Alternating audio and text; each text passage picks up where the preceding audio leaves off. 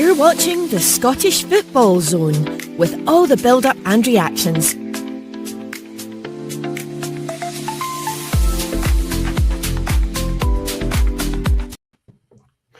There we go, final score over in Denmark, and it was a decent point. Me and Ethan and Alex discuss of that, friends, as we speak. Final score at Denmark now, Scotland now. It wasn't one of the players' game in the world, guys, but we got a point, so we should be happy about that. And I think we kind of rogue our luck at times, but I think you've got to roll your luck, especially against a team like Denmark. Alex, your take on that 90 minutes? I thought overall it was a decent performance from Scotland. They defended quite well, especially in the second half. I thought they were really compact. Denmark put together some nice moves in the game, but there was some good blocks in there. My three sort of standout players tonight were like I said before we jumped on, two of the players we were slating. I thought Grant Hanley was really good, and I thought Shea Adams was really good as well. Set up Lyndon Dykes for what should have been a goal. And I thought John McGinn was brilliant tonight as well. And Denmark, they had a lot of the ball, but they didn't really offer much going forward. And neither did Scotland, to be fair. Not really many clear-cut opportunities. There was maybe a few chances we could have done better with, like the Dykes one that I mentioned. But overall, I'm quite happy with that point. And now we need to go away to Belarus or wherever it's getting played. Is it Poland or something it's getting played in? Hungary it's getting played in. We need to go there and get the one against Belarus, who were thrashed 5-1, I believe, by Greece this evening. So we need to go there and make it 4 points from the opening two games, and I'll be really chuffed with that. Yeah, halfway there. You think you get the 4 points, but that's either said and done. Yeah, and that is a job done tonight by Steve Clarke and his players. As you guys touched on, it wasn't pretty.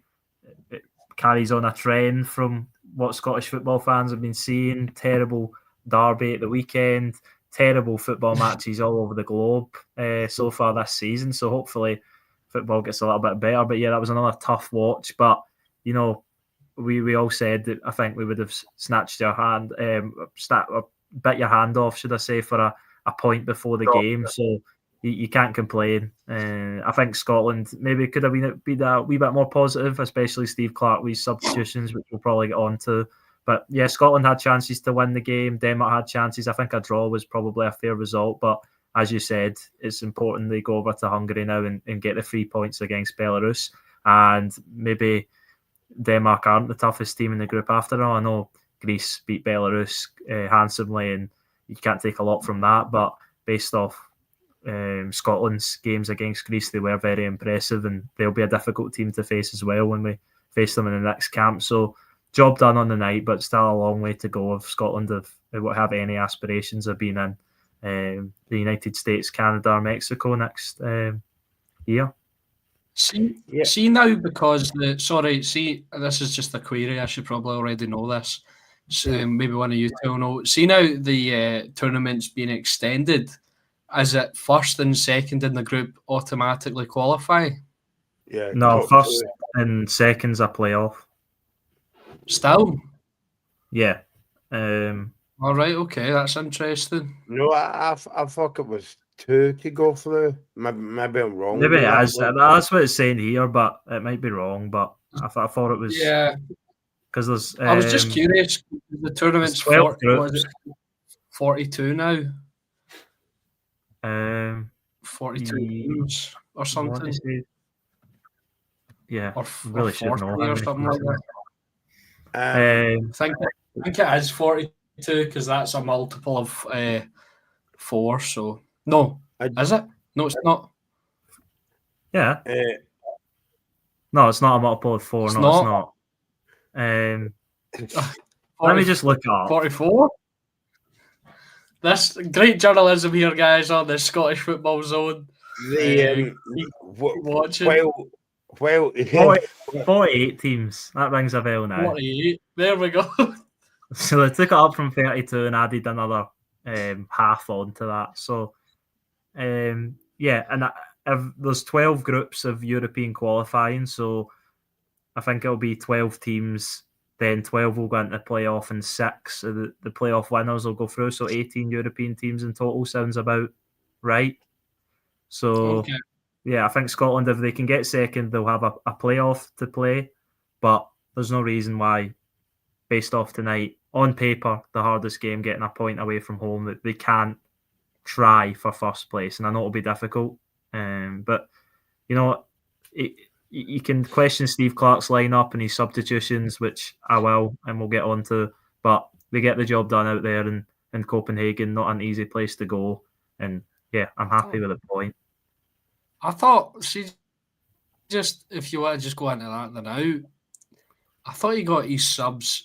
They were a bit late, but I thought he got his subs right, to be totally honest with you. Yeah. I thought George Hurst was a good outlet when he came on, brought a bit of energy.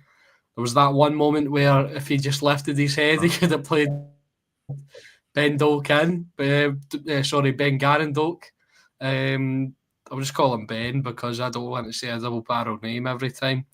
Yeah, Ben, he was good when he came on. Kenny McLean was all right. I thought Max Johnston, obviously, he had that scare, but fair play to the referee for sticking with his original decision on that one. But I thought Clarke got his subs right, just maybe a couple of them a bit late. Yeah, I think way too late. 83rd minute and I agree. I think the subs made a good impact when he came on in the 83rd minute, the triple change. Ben Garendoak, it didn't always work out for him, but he had that intent to drive for goal. He had that shot that hit the side netting.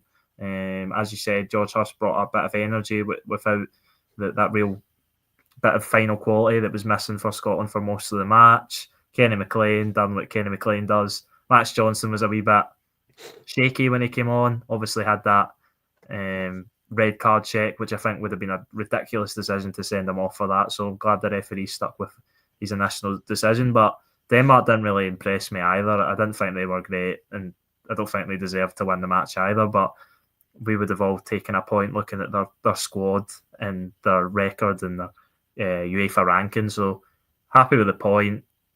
Not much really to take from the performance. I don't think that we can take into Belarus because it'll be a completely different game. Scotland will need to score, obviously. So yeah, but a positive result, and that's the way to look at it because we've not had many of them recently. I think you make a good point, Alex, because I put in the group chat that it makes the subs too late, but it's one of these ones, right, where if one of these subs came on and scored the goal and we came on here, Scotland winning 1-0, we would be giving Stevie Clarke a night hook and all the rest of it. But just because they came on about, 6 minutes to go and all that, and the dig offer something a wee bit different up front, a bit of pacing in the up front. But I mean, in terms of Monday night, I think you'll see a different approach because like the way that we saw the game, with the way I saw the game through my eyes, it was a very defensive performance. But I think you're going to see the opposite on Monday night. I think we've got to go for it, especially because Greece beat them 5-1. And they'll be hurting tonight as well. And in fact, they'll be hurting on Monday night as well. So it's going to be a completely different game on Monday night. But by the way, Alex, I don't know if you saw this after the game. I know Ethan might have not saw this, but am I right in thinking that it's a closed door game on Monday night? Because John McGinn was talking about, it's going to be like the COVID times over there. So I'm just wondering if there's no fans there. Yeah, it's a closed door game because obviously Belarus are playing their game in Hungary because of the situation, the war currently happening in Ukraine after the Russian invasion. I don't want to get too political on a football podcast, but that's why that's why the game's getting played there. So yeah, it is behind closed doors. And to build on what you said, Scotland will need to go for it.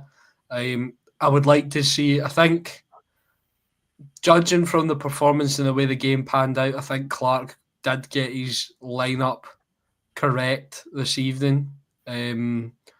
Maybe the change I would have made is I would have had Bowie in there from the start. I always switch between the pronunciation Bowie and Bowie, so you might hear me saying that a few times. But yeah, I might have had Bowie in there from the start instead of Dykes. But yeah, I think Clark got it right tonight. But on Monday, I would maybe like to see it a bit more positive. Ben Dolkin from the start. Maybe the 4-2-3-1. We've seen him deploy a few times. So I know when we attacked, we were kind of like that, but when we were defending, we were really compact. So maybe deploy the 4-2-3-1. Have Christie or McGinn out on the left. Either of them can play there, but I think McGinn's a bit better centrally.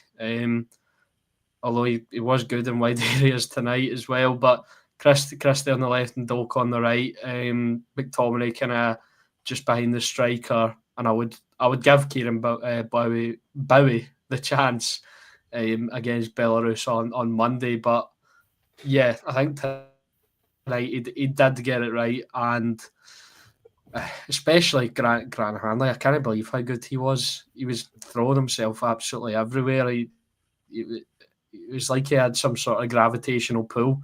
I like to call it kind of like the Carter Vickers effect. It's not so much this season, but in previous seasons, it seems like he would get to everything, no matter where the ball was. And tonight, it felt like Grant Hanley was just in the way of every sort of Denmark attack. Suter had some good clearances. One player as well that I haven't mentioned that I thought was really good tonight. There was a bit of a surprise inclusion, just coming back from an injury, Lewis Ferguson. I thought his deliveries from set pieces were really good as well. Because but we just didn't take advantage of it. And I'll give credit to Andy Robertson. I think that was his best performance in a while that I've seen in a Scotland jersey. I was questioning him before it.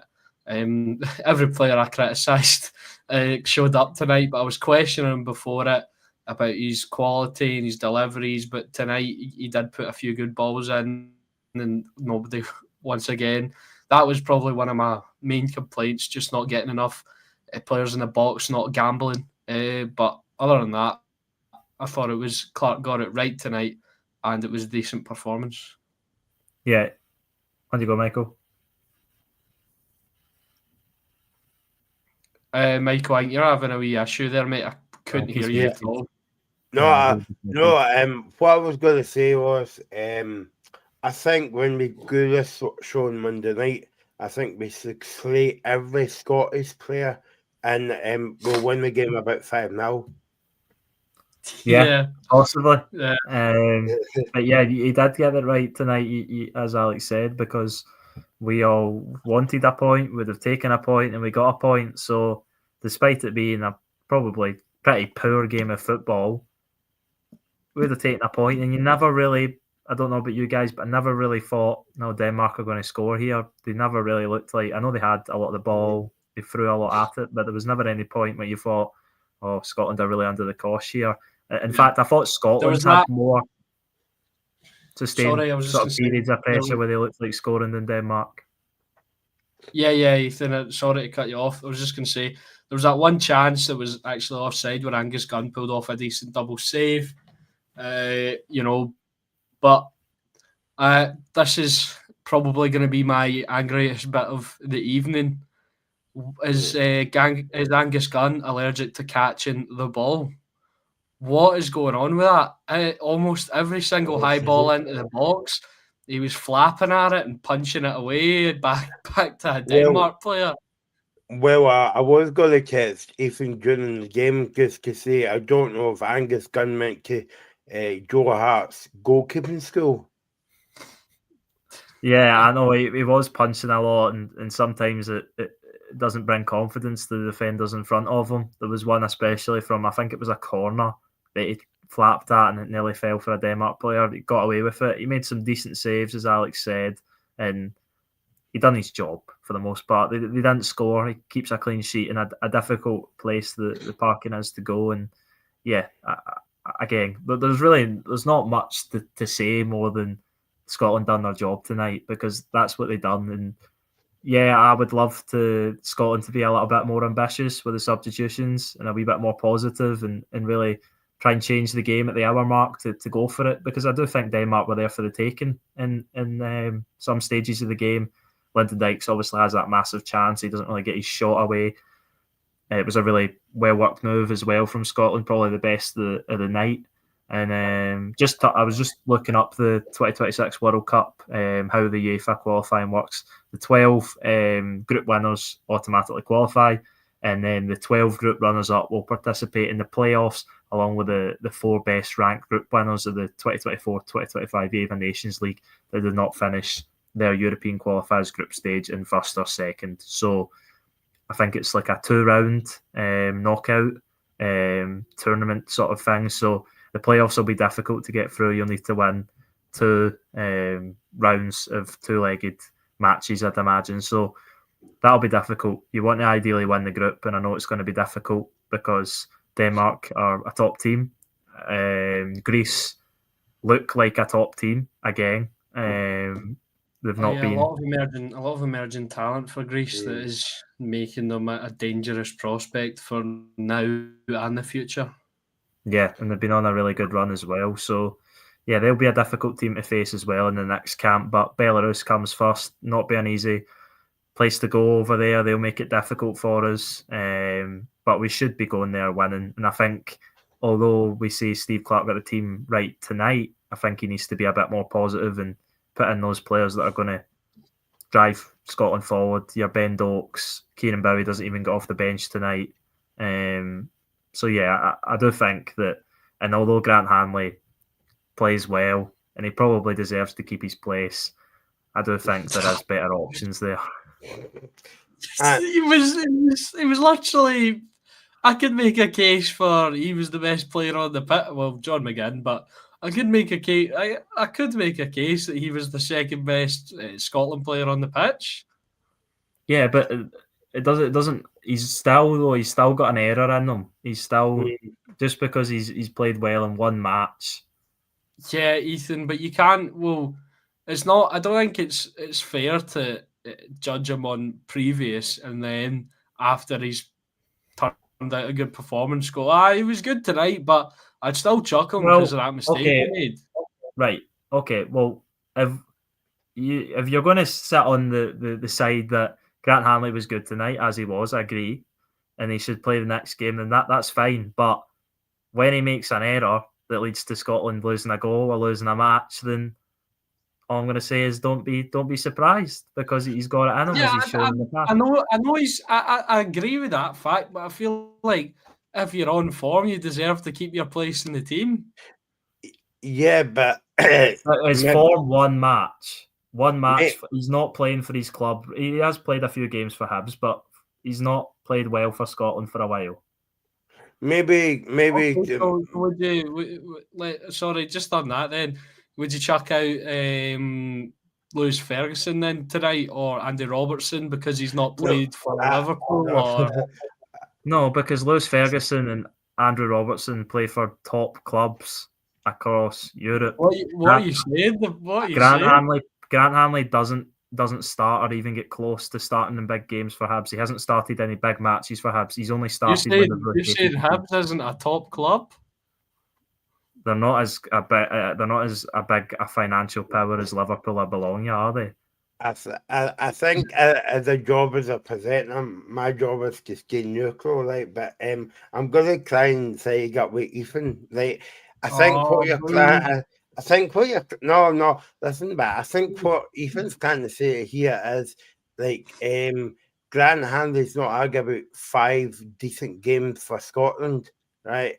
And like, even though he's had a decent game tonight, he might have a shocking game on Monday night and going forward. So I think what Ethan's trying to say is, yeah, I mean, it's all right to,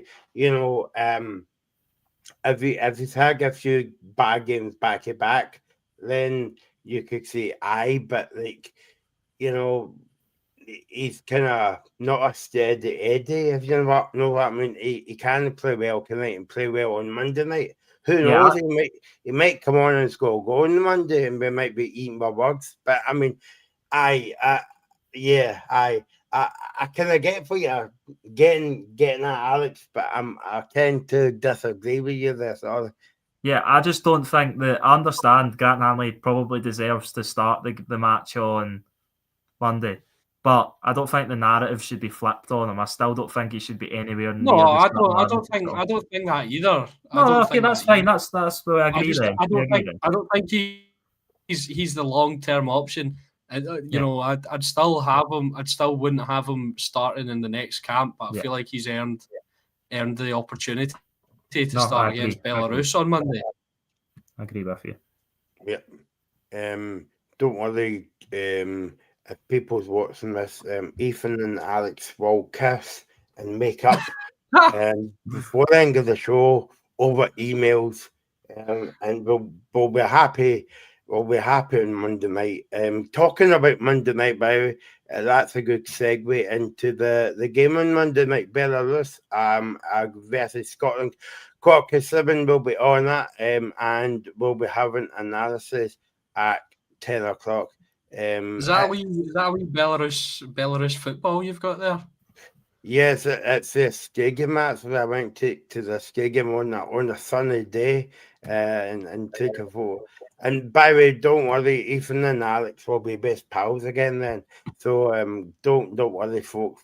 And it's good. But no, they get a point, Alex, that we were trying to make. I think we got our wires crossed a little bit, and we started arguing when essentially I think we agree that Grant Hanley's he's not the long-term future and the long-term option. The next break, what is it? Home against Greece and home against Belarus. So I wouldn't have him starting. I'd rather have Scott McKenna in there beside John Suter. But I think the point I was just trying to make is I think Grant Hanley's earned after a really good performance tonight, he's earned the chance to show it again against Belarus on Monday. And between then and the next break, you never know, he might break into the Hibs first team, become one of the best centre halves in the league, and then your opinion might change again. I doubt that will happen. Next camp, I'd rather Scott McKenna. Also, I prefer a left footer and a right footer as well. I'm just a bit OCD like that.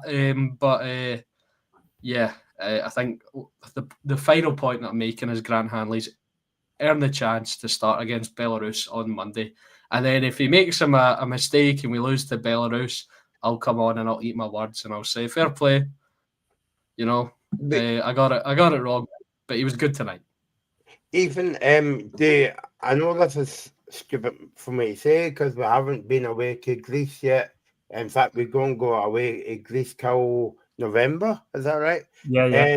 The second last game. So what I was going to say was that the Denmark game. Do you think it's positive for Scotland, obviously, to get a point tonight? But it's good for us to get the hardest away game out the way first as well. Yeah, exactly that, and that's it. It's a good point. That's what it is, and that's Scotland done their job tonight. But they need to kick on and they need to beat Belarus, preferably in a handsome fashion by a few goals.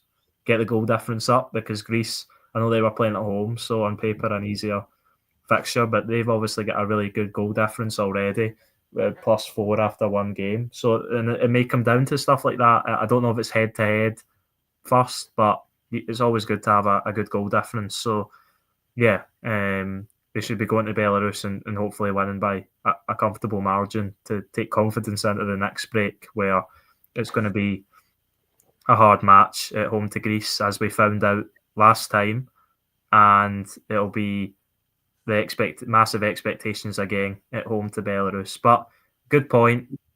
Still think there's question marks over some of the squad selections. That Kieran Bowie doesn't get any minutes tonight, I thought was disappointing. And I think he's got to start making substitutions earlier, personally, because just to play devil's advocate on that. Here we go again. Stand by. Rank 2. Could you argue that Clark didn't want to disrupt the team that we're on? Because in that kind of 60 to 70 well, yeah, mark, that's exactly what he didn't want to do. But I think Denmark were there for the taking. And I think if you're a brave manager that backs the squad of players that you've got, you go, right, this game is finally poised. Why don't we throw an attacking player like Ben Doak on, or a Kieran Bowie, or a Hurst like he did for Ben Garendonk. Ben Garendonk, apologies. I'll need to get used to saying that. Like Ben Garendonk or George Hurst, throw them on at an hour mark, get fresh legs on, and try and change the game. It doesn't seem like he's really trying to change the game. He's just trying to keep it the way it is. And of course, as we say, it's a difficult one because a point is a good result. So you don't want to compromise that point for chasing Vree. But it always seems to be the problem with Steve Clark that he leaves it too late to make the sub. Sometimes the inevitable is happening and the other team are clearly going to score a goal, doesn't make a sub. We need to change it to score a goal, doesn't make a sub. It's just a kind of problem that keeps cropping up, I think, and he needs to start being more brave because we're not going to get through out of this group just sitting there and waiting for what other teams are going to do. You need to stamp your authority on the matches and really go and beat the teams, if you know what I mean. Yeah, I understand that. I think I've come to peace with the fact that I don't think he's going to change because... No, I don't think he will. I'm just... No, I agree with what you're saying. I'm just... The man, what is it? He's in his 60s, right? You know, and you don't... Well, you don't get to that age and suddenly go, oh, I'm going to change my whole... Like anything about your life, you know what I mean? Never mind your like philosophy on your job. And, you know, as well, I think coming from Kilmarnock, you know, that kind of negative mindset will be there. He had a great few seasons with Kilmarnock and got that third place finish, you know, as well. And it was tremendous. But that the style he played at Kilmarnock, I think Scotland's is slightly a bit more expansive because we've got better players. But, you know, I don't think he's ever going to veer too far from that. We thought maybe that there was a glimmer of hope when he played the 4-2-3-1 against Croatia. You know, that was a bit more positive. That was a bit like, oh, what's going on here? And then he's sort of reverted back to type. And I don't think we'll see much change, especially in games with opposition that have more quality than us and all over the pitch. You could say, I think man for man, I'd maybe choose 2 or 3 Scotland players over the Denmark squad tonight, which is not very patriotic, but I don't think we'll see much. And I do agree with you, Ethan. I think we do need to try and change kind of games and go for it a bit more, but I don't think that'll ever happen under Steve Clark's regime. See when you're saying that point about, I'm not picking on you tonight, Alex, by the way, just before I say that's right. But see your point that you make again about Stevie Clark's not going to change it because he was a Kilmarnock manager. You could easily say, well, how no? Because it was at Chelsea with Mourinho kind of years ago. Yeah, well, maybe that's where he learned it from. Yeah. You know, Mourinho famously quite a pragmatic manager as well. So maybe he's picked up that sort of managerial philosophy and taken take it through. Obviously, he had a great season with West Brom as well. I think they finished 10th under him. So I'm not I'm not sort of narrowing down his time as a manager to Kilmarnock. But I just think that's he may have inherited it from Mourinho and he's just taken that through. I'm not going to claim to be an expert on his time at West Brom. If there's any West Brom fans somehow listening weigh in on this one. I don't know why you'd be listening to a podcast about Scotland, but if you are, thank you for being here. But yeah, I'm not so sure about his time at West Brom, but I'm very aware of his time at Kilmarnock, and the way it's translated into Scotland is very similar. Yeah, I agree, and he is good for. I think he is sometimes good at being that sort of underdog manager that plays that pragmatic way. But I think if you want to really excel and push on in difficult groups like Scotland have got, you need to be a little bit more brave. And Scotland have got really quality players in that squad. There's no denying that. You've got John McGinns and Scott McTominay's, just to name a few. And I don't know about you guys, but I know Scotland didn't have a lot of the ball, 26% possession. But do you think Scott McTominay maybe should be playing a little bit further forward? I don't know. I feel like it was. I feel like if you played him further forward, you would need to play him off of a striker and bring in another midfielder, because I just feel like if you sacrifice that kind of stability, and even though, even tonight though, I feel like Scotland's main sort of attacking outlet from the midfield was John McGinn. So I don't know. To that point, Ethan, I think you would need to sacrifice one of the strikers, probably Lyndon Dykes, because once again I thought Shea Adams was actually all right tonight. So maybe take out Dykes, and I think on Monday, like I said, I would go with the 4-2-3-1 and have McTominay playing in that kind of 10 role, and playing it off of Kieran Bowie. But yeah, you would need, I think, like I said, you need to sacrifice a striker and drop a midfielder in there and move McTominay up. Yeah, I would agree. And one thing that really annoys me is that I know it's that probably Scotland play a completely different way to this club, but Ryan Christie plays, when he did play very well, and probably his best football he's ever played at the start of last season for Bournemouth, he played as a defensive midfielder. So why would you not put him there next to a Lewis Ferguson or a Billy Gilmore and get the best of John McGinn and Scott McTominay's attacking qualities and move McTominay forward, because he's earned his reputation across world football as a Ballon d'Or nominee for being I think the term's a box crashing midfielder that makes late runs into the box. And you can't, I know he had permission maybe to do that, but he's in a lot better position if he doesn't need to work back as much, if you know what I'm trying to say. So I think you just need to play to the strengths of the players we've got, our best players. And I don't know if Steve Clarke's doing that with his starting lineups. Yeah, because Lewis Ferguson, Lewis Ferguson and Scott McTominay were the main sort of defensive cover tonight for the back line. And Lewis Ferguson's good at that as well. It's weird. We've got a lot of midfielders that can kind of play that role. I think McGinn included, Christie included, like you said. Christie probably, like you said, he's the best at it. But it's weird because I'd even say Lewis Ferguson's better going forward than he is in those kind of areas. McTominay's clearly better going forward. McGinn is better going forward as well. Christie has shown in the past that he's good going forward. So we've got really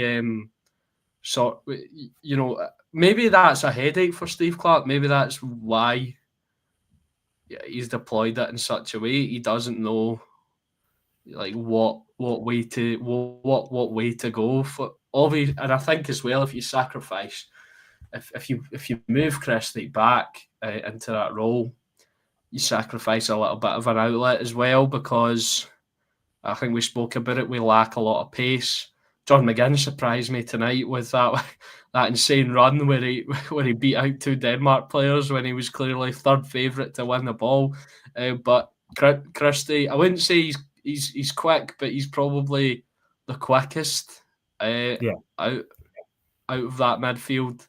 Unless Ben Doak's on the pitch, then he's clearly the quickest. But it's an interesting one, Ethan, and we could sit here all night chatting about hypothetical lineups and where we would put them. And I think it's just a case of it's a blessing and a curse that we've got such a stacked midfield who are all versatile and can do so many different roles. And to be honest with you, Ryan Christie, I don't know why he never got better with that chance in the first half with the header, and that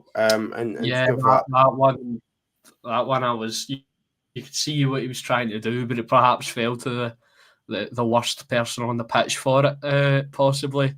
I mean, if it falls to Shea Adams or a Lyndon Dykes, maybe at least they getting it on target. He was unfortunate. Ryan Christie, I think he just didn't get enough under it and obviously on target, because I think what you want to try to do there is head it back across and maybe loop it into the corner, just out of the keeper's reach. But he doesn't get enough under it, unfortunately. I think as well, even that. All right, I'm going to hold my hands up here and say, give a wee bit of kind of credit to not credit to credit to Stevie Clark for a point to make. But okay, we've been slagging them off for not in this show. Obviously, can I bag a go at the team and all that. But Alex was saying about his negative kind of like tactics at Kilmarnock, and obviously I was going back to Chelsea, but to cut Stevie Clark a bit of slack, Scotland's completely different to Kilmarnock because he can only deal with the players that is coming through in the Premiership and English football. Like, he can't go to the market and buy players. That's the only difference between kind of the international football and obviously club football. I just don't think he's using the players he's got at his disposal well enough, and that's the thing I would sort of question, because credit to him, as we've all said, he got the result we wanted tonight. We're all sitting here happy with the point, despite it being a pretty awful game of football. The point is what we wanted. I'm getting too used to awful games of football. Yeah, I know. It's been a terrible start to the season. But my daily life. Yeah. Hopefully it gets better, but I think it's just the way Steve Clark wants to do it. He wants to, if we're going to get to a World Cup, it's not going to be playing good football. It's going to be getting the job done. And, people won't care if that's what he does and he gets us there to the States next year. But I think there's going to have to be a point where he's going to have to be a bit more positive, because it reflects in the team as well. A starting lineup and a squad is a reflection of their manager. If you're a positive manager and it makes positive substitutions and wants to positively affect the game, then it'll reflect on the players that are playing. If you don't do that and you're negative and waiting ages to make substitutions, then it reflects on the players also. And I think I just want to see Scotland try and play a bit more football and be a bit more positive and really try and go at the opposition, because I just think we've got players there and we've got the best squad, or one of the best squads we've had in recent memory. And if we're going to make a World Cup, then why not do it now? And I just don't know if we're using the players the best way possible to get us to a World Cup. I heard that during training sessions, Steve Clark has this drill, right, where if you pass the ball forward, he blows up and gives a foul to the other team. So maybe that's why the Scotland's so negative. But you see, I know what you're saying, Ethan, right? But you could actually have a look at the last campaign, and you could say that he'd done the opposite, because they played brilliant football, and then at the Euros, it was good defensive and very boring to watch, and that's why we never qualified. I think that's overshadowed by the results. If you go back and look at that run, Scotland weren't really playing electric football. Norway, we were a goal down and on the back foot the whole time. Spain, We played better football though. We played better football though. Yeah, we still got the results for it. But Spain as well, we we battered them about and wasted time so much that we made Rodri cry. And then we were better. We definitely, undeniably better, and it was a great time. I remember being on holiday during the Norway result in a pub full of Scotland fans, and beers went flying everywhere. It was great, I feel like what is it? Nostalgia makes it feel a bit better for you. You look back on it because we were better. Like Ethan, I agree with you there, but we weren't exactly playing scintillating stuff. I think we were still in the 5 as well. So yeah, I feel like it's overshadowed a little bit. And in the Euros, that was just a really. I think that was a massive underperformance. I think it was a bit of a culmination of you could see it coming. I think, so I believe in like friendlies, warm up friendlies and stuff. Scotland weren't particularly great, and then since then Scotland haven't been particularly great either. So I don't know what's happened to this side. A lot of people, including myself, want Steve Clarke removed to just bring a bit of freshness. But right now, I don't see who would be the option for Scotland. I've seen people shout for Ange Postecoglou, but I feel like we'd get absolutely ripped apart every single game if he became our manager. But you would say that the only thing with that, and I'm not saying Postecoglou is going to come tonight, right?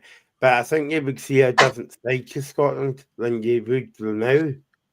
Yeah, I think with any new manager, you'd see a different side to, because a lot of managers have similar styles, but they all have their own sort of individual kind of stamps, individual kind of, I don't know what you'd call it, mutations of different styles of football. So you would see a different side of Scotland if Postecoglou came in, but equally you'd see a different side if they hired Don Cowie, who's just been sacked by Ross County.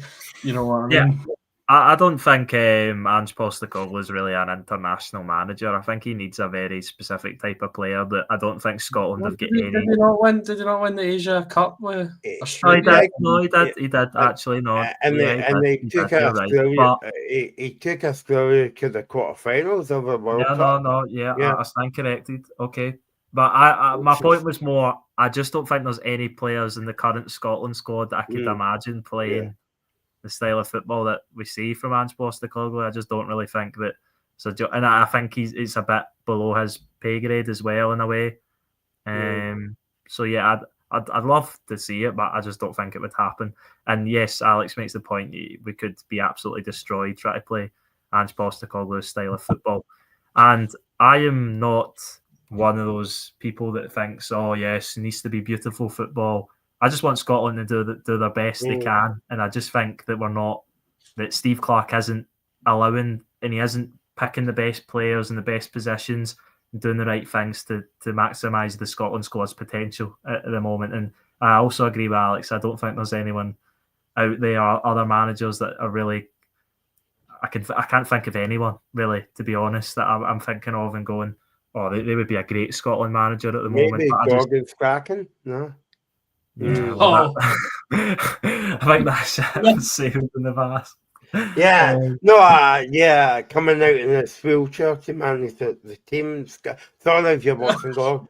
But but I mean, I think you would see a better style of football. But I mean, if it was, in hindsight, it's a wonderful thing, right? But if he got the job instead of Stevie Clarke, that's what I'm talking about. Oh, do you know who plays a similar style to Steve Clarke, but can utilise attacking players. Barry Ferguson. Barry Ferguson, right? Okay. Always we saw it with Rangers. To Fenerbahce, and you know he did it against Celtic. So I don't know, maybe. Possibly. I think Steve Clarke will definitely serve this campaign. I think we all probably an agreement whether he should or not. I think he will, and hopefully do you know what gave me the fear? They were talking about, the commentary team were talking about rumours of a contract extension. Yeah, I'm not wouldn't be too pleased hearing that either, to be honest. I think Scotland squad possibly needs just a freshen up, and sometimes that's what they need. I think it's went a little bit stale. And, you know, we're talking about this after a positive result, but yeah, we're looking at it, and I still don't think any of us are really coming away from this game confident that Scotland are going to qualify for the World Cup. I'm not any more confident than when I was before the match, to be honest. No. And I just think maybe we are better going to the back five, quite possibly. But I think what you would need for that is you would need Kieran Tierney to be fit enough to play 90 minutes, and maybe by the next international break he will be. But I think if he's fit, then I think you revert back to the back five, because the fullbacks then give you the width that we need, because the midfielders at the moment don't, unless you've got Ben Doak playing Gannon Doak playing, and he's not starting him. I would love to see Ben Gannon Doak and Kieran Bowie come into the starting 11 for Monday, but I don't think they will, and I think it'll be a pretty similar lineup, in all honesty. I can see him retiring from international football soon, if not retiring from football completely, because he's one of the most injury-prone players I've ever seen, and it's a real shame because I think it's widely known he treats his body like a temple. He doesn't drink. I don't know if he's maybe partaken since, but when he came through at Celtic and moved to Arsenal, there was like interviews. He's like, I think he got given a bottle of champagne or something for Man of the Match award, and he got asked if he's going to drink it. He goes, "Oh, I don't drink. I'll give it to my mum," or something like that. So, he treats his body like a temple. It's just unfortunate he's been plagued with injuries his whole career, and this is a bit of a hot take, but I think Kieran Tierney, before he's 30, might retire from football, unless this is the season where, he gets it all back and his fitness is great and blah, blah, blah. But he's you can only look at the history, and it's a sad thing to talk about. Such a great player who's, you might be, if he stayed fit, you might be talking about him in the same way you talk about Andy Robertson. Maybe not with that Arsenal team, but the time he was there. But you can see the quality every time he's on the pitch, and unfortunately for him, his body's turned on him, even though he treats his body really, really well. Yeah, I think there is promising signs though with Tierney, and I know people will say, "Oh, he still can't play 90 minutes," and we're however many, nearly 10 games into the season or whatever for Celtic, and he's pulled out the international team. But he and Celtic will be treating his body in a way that it is not pushed beyond what it can handle. It'll be a very slow process of building up to match, because he's not had this for years. He's not had a sort of he's been at a club where he's expected to play every week, and that's what he's going to be expected to do at Celtic. Obviously, it's not realistic at the moment, so you need to build him up. But if you can continue to get him to play more minutes, and get closer and closer to playing at 90 minutes, I don't see why he can't maybe have a run where he doesn't pick up an injury. And hopefully that's the case, because I think if you get a fit Kieran Tierney again, and he's even maybe half the player he was at Celtic in his first spell, then he could be a real tool that Steve Clarke could use. And I think the back five worked a lot better with him in it, because he's got that pace that can cover the other defenders. He can also bomb on and overlap Robertson as he done, and that was a great partnership between him and Robertson on that left side. and yeah, hopefully he can get back up to being fit enough to play for the national team again. Because yeah, I think it would be really sad if he couldn't get to that, because he could be a massive player for us in this campaign. I just want to clarify as well that I don't wish him to retire early or anything like that. Because in case it came off that way, to be fair, it did, but it might sound like a bitter Rangers supporter or whatever. But it's okay, we're not live. He's because he's a great player. I just think the way, as like I said, the way he's been plagued. I don't know if it's because do you know what springs to my mind when I think about Kieran Tierney? I think about like Micah Richards. Obviously, I think he had a really bad injury that forced him to retire early. But it's just that the build up, and it obvious. I hope he plays till he's 45, and he's a great player for the rest of his career. And I would never wish any ill upon any person, never mind any footballer. But I just, unfortunately, I just think he's, it's been too difficult for him. But however, and it might have take a mental strain on him as well. Constantly having to rehabilitate. But hopefully this is the season for him where he can kick on and get back to fitness, get involved with the Scotland team, because he's a crucial part of that Scotland team. Like Ethan mentioned, that partnership between him and Robertson, fantastic. So yeah, I would, and like you said, Ethan, he's got the pace to cover, and he can get nasty as well. You might see Kieran Tierney and you think he, like, on the ball kind of player, driving out, but he can defend. He can defend. He can get nasty. He can get stuck in. So he would be a massive loss to the Scotland team and to Celtic for the foreseeable future. I'm not sure of the length of his contract, but I'm pretty sure it's quite long. But yeah, I realised after I said that sounded really horrible. Like I wanted him to retire early. Nothing like being optimistic as Scotland fans, is it? Well, I know. Maybe not the best thing to say, but I just wanted to clarify that I would never wish anything bad upon him or anyone else. By the way, not to get back on Alex's good books here, right? But I kind of knew I kind of know where Alex was going with that comment, Ethan, right? Because me and you had a conversation, I think it was yesterday or something as well, and we were talking about Tierney being out for Scotland as well. But it's amazing how many players. I'm thinking about, Ethan with a Celtic hat on. I'm thinking about James Forrest, because when he came through the ranks at Celtic, he was sort of injury prone at the beginning. And look, I mean, he's still a brilliant and a very important player for Celtic as well.